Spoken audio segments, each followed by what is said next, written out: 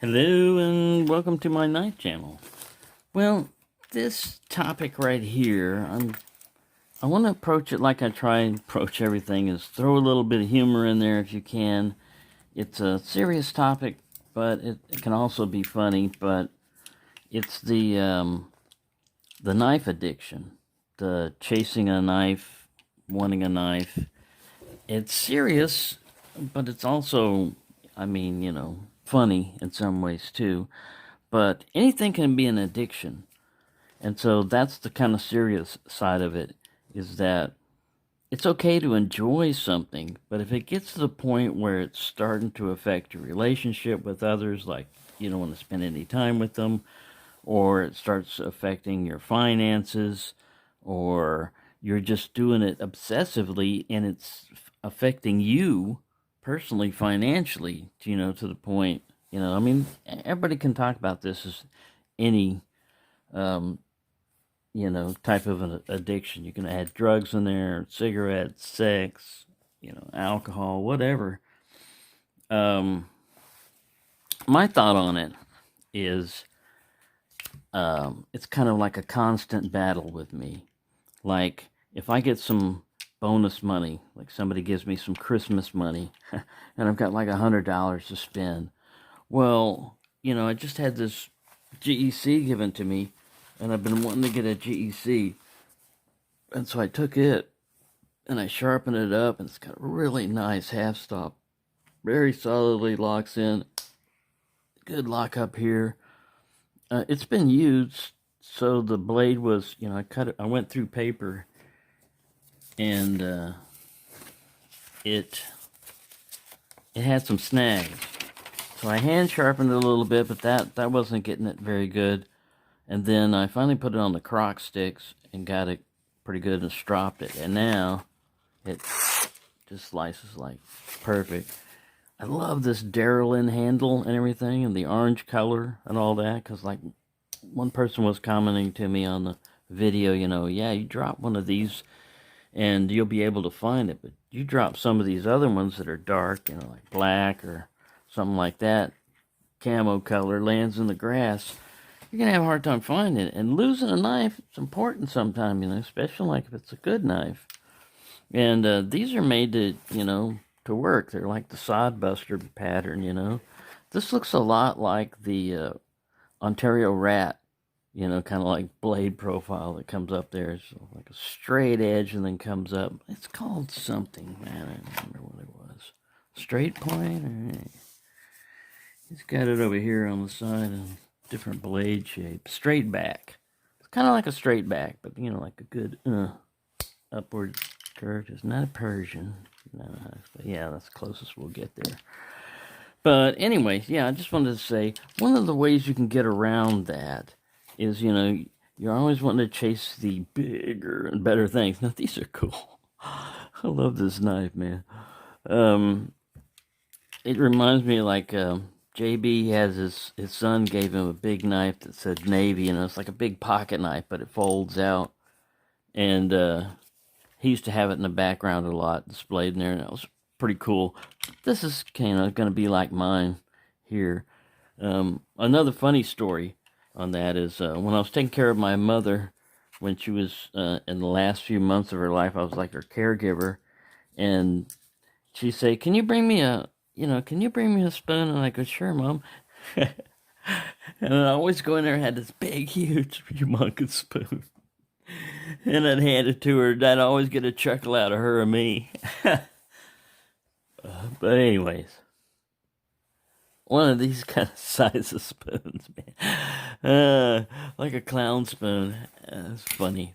Anyway, yeah, so let's get back to being semi-serious here. So, it's always the chase of like amount of money versus quantity, and you can mix quality in there with it also.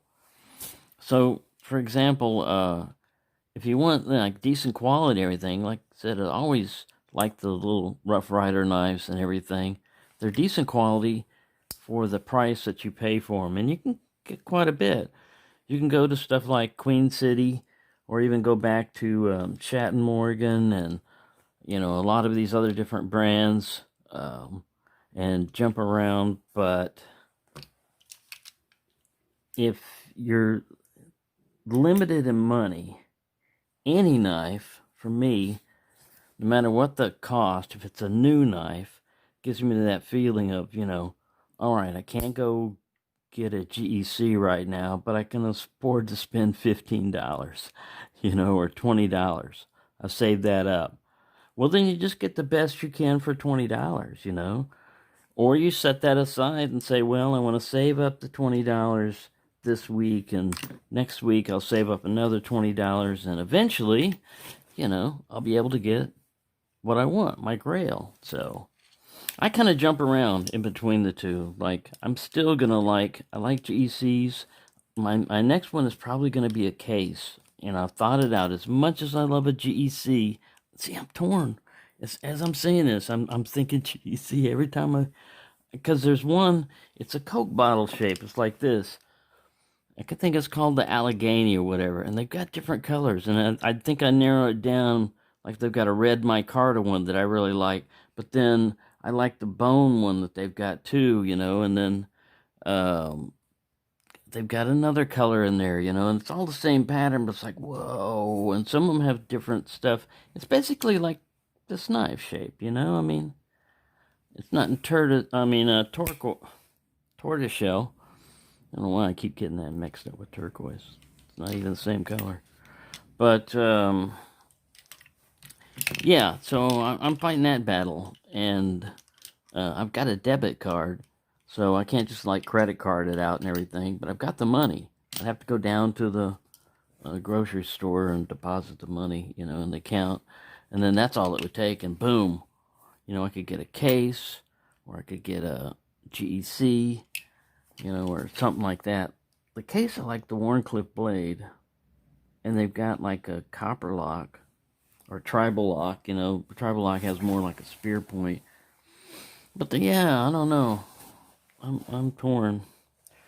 I'm probably gonna buy a knife, a traditional knife, and it's probably gonna be either a case or a GEC. The case is gonna be probably around $70 or $80, and the GEC is probably gonna be around 110 or 114, depending on which one I want. So, Patty's Potato Peelers did a one on one of that pattern, and so did the Coke bottle type pattern, and so did Big Red about a year ago.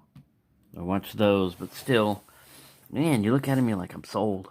I want one, and you find, you know, ooh, there's one available, you know, but yeah, it's hard. It's difficult, man. Then you go like, if I'd spent my money on this, and then I wind up, oh, I wish I would have got this color.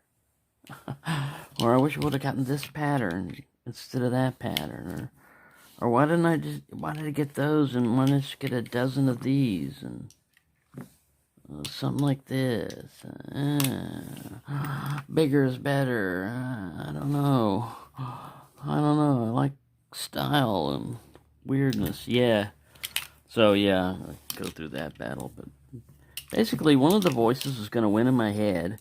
And then when it gets down to when I'm looking, a lot of times it's websites too. Like, well, I like this one, but this one's offering free shipping, and this one's this price. So, yeah. Anywho, that's just another one of me rambling. So, yeah. Sorry I didn't get you any answers to you weren't going to learn the secret to the knife addiction thing. It's like we all, I guess, battle it and have to go through budgets and wants and needs, you know, and all that other stuff. And even if you get you know, like I got 3 fantastic knives in, you know, like Grail knife type. This is a Grail company, and I love this knife, but it just makes me want more. You know, I mean, and that's why I'd been avoiding GECs. I'd been avoiding getting GECs or even case, because I wanted to run through the patterns of Rough Riders and inexpensive but quality brands and see what do I like, you know. And I like the Jack type of pattern, and the little knives. I like the big knives. I like Barlow's. I like Sodbusters. I like canoes. You know, and with GCs, you're limited in not what they make. They make a lot, but you just got to catch them at the right time when they're available, because otherwise you're going to spend hundreds of dollars for knives, and I just can't afford to be in that high class, high roller situation, you know, like gamblers, the high roller club, where they get their own special tables and dealers and everything. Special drinks. Martini over here. He's in the high roller club. Anywho, oh, and support your local people like Big Red and stuff, because the way I do it is with him and Jimmy Slash and stuff like that. When I donate or join their thing, is it helps them run their channel, and they got more people, so they have further outreach.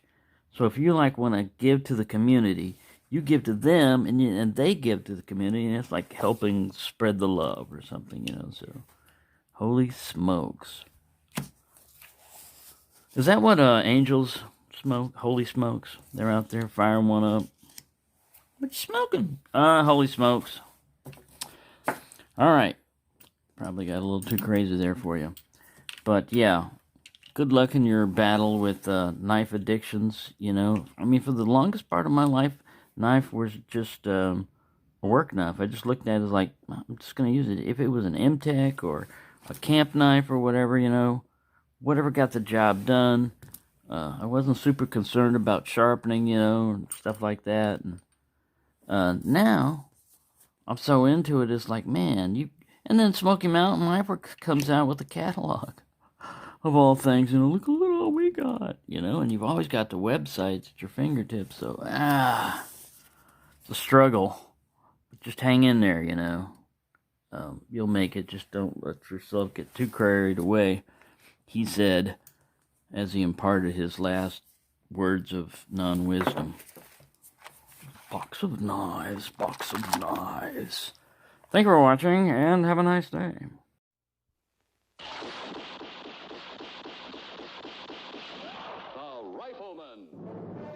Yeah, and there's a couple more Rifleman series with brand new in the tin, you know, that are screaming, buy me, buy me.